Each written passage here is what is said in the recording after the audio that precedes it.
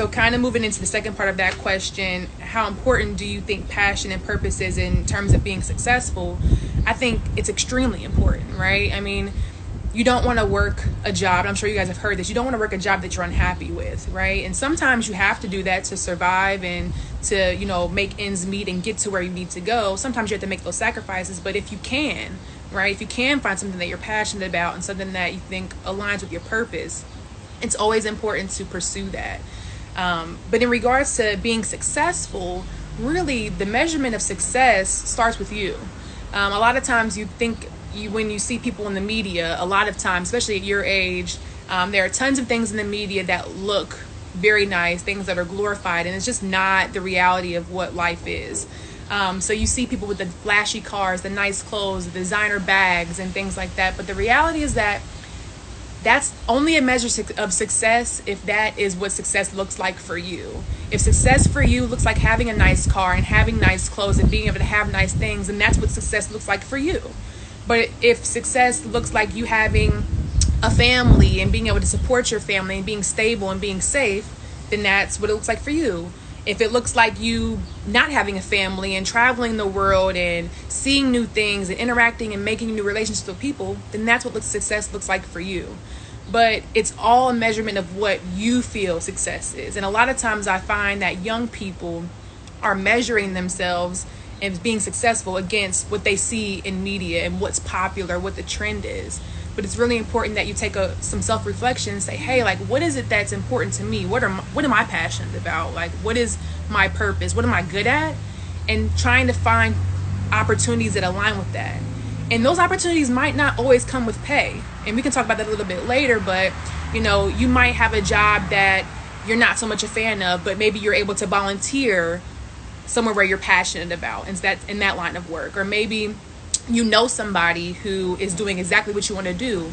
Ask to job shadow them, right? And we'll get into that a little bit later in regards to like networking and things like that. But I just wanted to touch on the measure of success starts with you, and you can only determine if you're successful. I can't tell you if you're successful because you are living your life and I'm living mine. My vision of success might not be the same as yours. So I think that's really important to start with.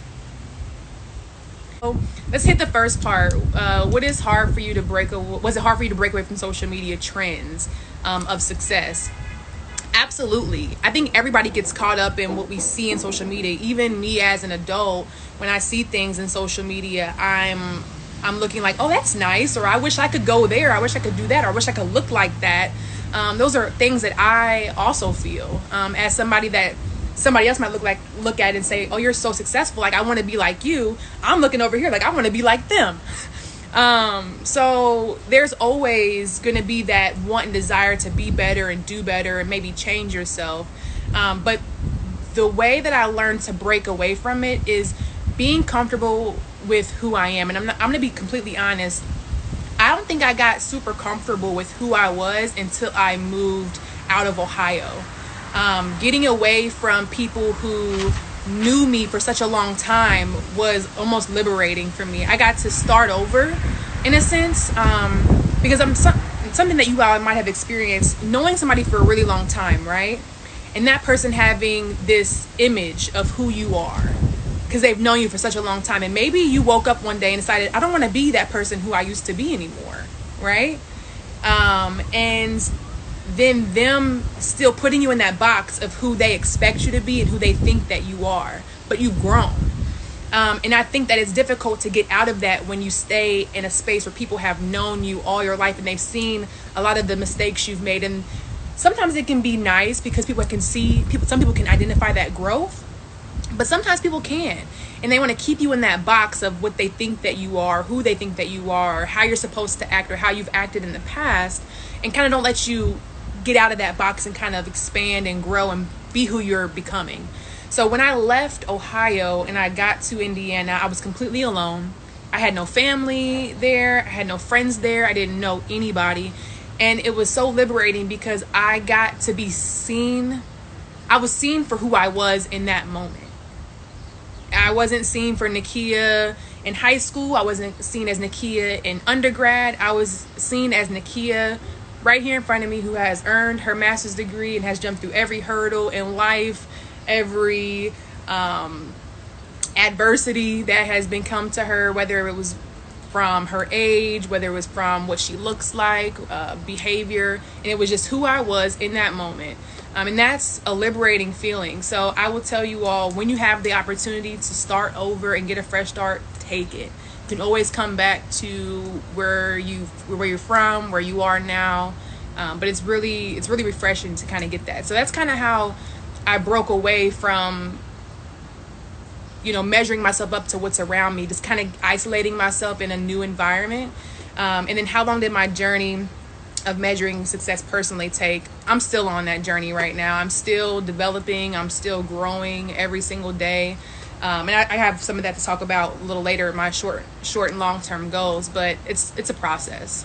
It's definitely a process. But something that I'm really learning is when it comes to adversity and managing stress, things are going to happen to you. And that is the hardest thing for me, even right now, like today in my life, accepting that things are going to happen to me and I cannot control it.